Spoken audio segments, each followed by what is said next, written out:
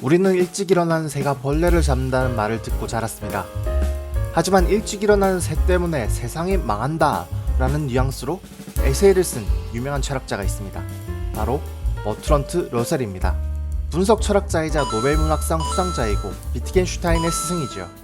1935년 쓰인 책이지만 하루 4시간 노동을 주장했으며 오늘 할 이야기 게으름에 대한 찬양을 썼습니다. 자, 그럼 러셀 형이 게으름을 어떻게 찬양하는지 리뷰 들어가겠습니다.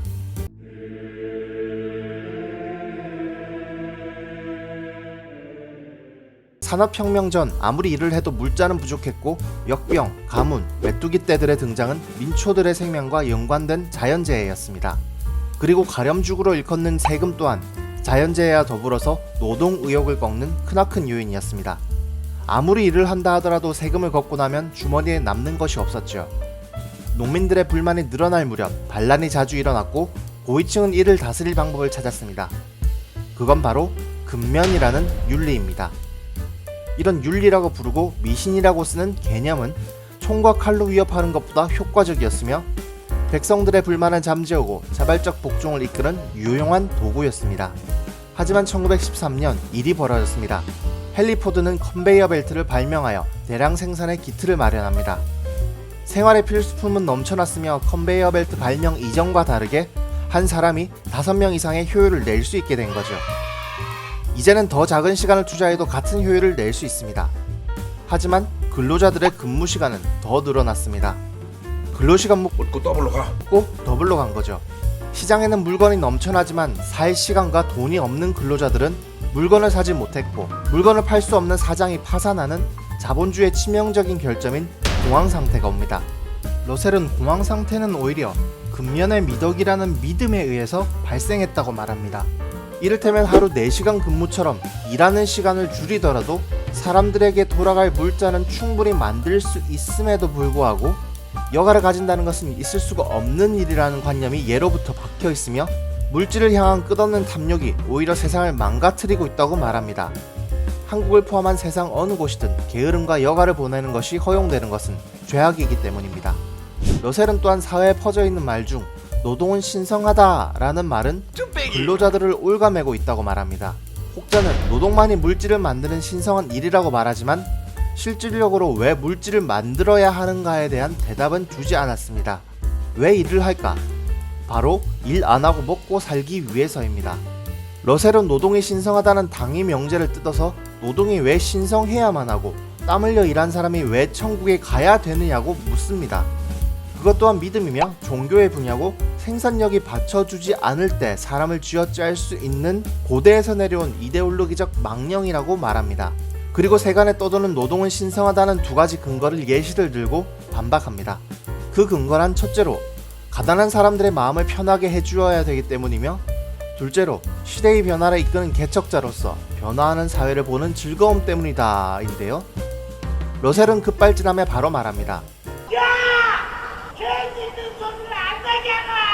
당장 퇴근한 사람에게 인생에서 가장 좋아하는 것이 무엇인지 물어보라. 만일 난 육체 노동을 너무나 즐기고 물질을 만드는 신성한 일에 낯가진 놈이 종사하는 것은 나에게 너무나 버거운 기쁨이다. 또한 인간 사회의 고귀한 변화를 보는 것은 나에게 큰 보람이다. 그러니 나는 월요일 좋아 최고로 좋아 월요일 출근하는 것이 너무 좋다 라고 하는 사람이 있으면 내 앞으로 제발 데려와 달라고 말을 하죠. 일을 해서 돈을 버는 이유는 여가를 즐기기 위해서이지 그딴 미신이 아니라고 말합니다. 하지만 재물이 충분하게 있음에도 불구하고 인간의 욕심은 끝이 없기에 여가 시간을 줄이더라도 일하는 시간을 자발적으로 늘리는 사람도 있습니다. 하지만 이는 현대 자본주의 사회에 공황을 일으키는 악덕입니다. 공황 당시에는 물자 보관비를 벌기 힘들어서 애써 만든 물건을 바다에 던진다던가 전쟁을 일으켜 사람과 물건을 같이 태우고 다시 만드는 바보 같은 짓을 인류는 저질러 왔습니다. 우리는 생산에 관해 너무 많이 생각하고 소비에 관해 너무 적게 생각합니다. 여가 같은 본질적 요소에 대해서는 너무 적게 생각하고 생산과 이윤 추구에 대해서는 너무 많이 생각합니다. 우리는 앞만 보고 달려왔지만 무엇을 위해 달리는지는 잊어버렸습니다. 일을 하는 이유가 일을 안 하기 위해서라면 높아진 생산력으로는 남는 시간에 더 많은 생산이 아니라 더 많은 여가 시간을 위해서 사용되어져야 하는 게 정상입니다. 첫째로, 여가가 많아진다면 다른 사람의 말에 대해서 한 번 더 생각해볼 정신적 여유가 생길 것이고, 보다 친절하고 서로가 서로를 덜 괴롭히게 하는 세상이 될 수도 있을 겁니다. 우리는 어떤 곳에 코가 끼어 있을 때는 주위를 잘 보지 못합니다. 마음의 여유가 없을수록 다른 사람의 말이 공격적으로 들리기 마련입니다. 곳간에서 인식난다는 말은 서로를 돕는 본성은 내 생존을 위한 밥그릇 투쟁을 벌이는 곳에서 발현되는 것이 아니라 안정과 편안함에서 나온다는 말입니다. 둘째로, 게으름과 여유는 발명에 대한 자극을 줄 수 있습니다. 페니실린을 발견한 일도, 리모컨이 발명된 일도 움직이기 싫어하는 게으름에서 나온 발명품입니다. 또한 인류 역사상 독창적 사상들도 생업에 매몰돼서 아무것도 보지 못하는 사람들에게서 나온 것이 아니라 일을 안 해도 먹고 사는 사람들에게서 만들어졌습니다. 플라톤, 마키아벨리, 아인슈타인, 심지어 마르크스까지 글을 쓰고 사유할 정신적 여유가 있기에 사상이 탄생할 수 있다는 것이죠. 게으름을 피울 수 있는 여가가 많아진다면 술과 도박으로 탕진할 수도 있겠지만, 과학적 호기심이 뛰어난 사람이 새로운 기술을 배울 수 있는 시간도 많아질 것이고, 앞서 말씀드렸던 것처럼 예술가들은 생명의 위협을 겪지 않으면서 자신의 작품을 낼 수 있을 겁니다. 민주주의의 시작으로 일컫는 고대 그리스는 노예들의 노동으로 그 번영을 이루었습니다. 비슷한 의미로서 우리는 노예 대신 우리가 만든 AI로 우리의 생산력을 뒷받침할 수 있다면 위대한 사상을 탄생시키는 환경은 우리 옆에 성큼 다가와 있다는 말이지요.